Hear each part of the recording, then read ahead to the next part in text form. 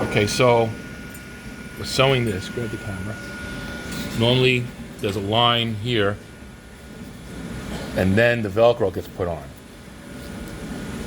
Okay, so what we're trying to do here is do this without putting that line, or if you did do the line, you can still use that. So if you didn't do the line, this would fit over here.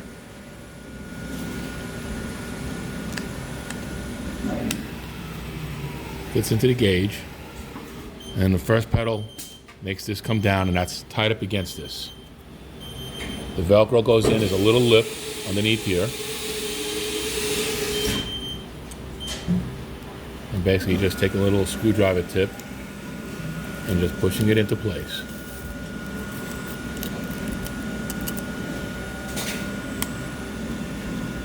The other clamp comes down, and we're ready to sew.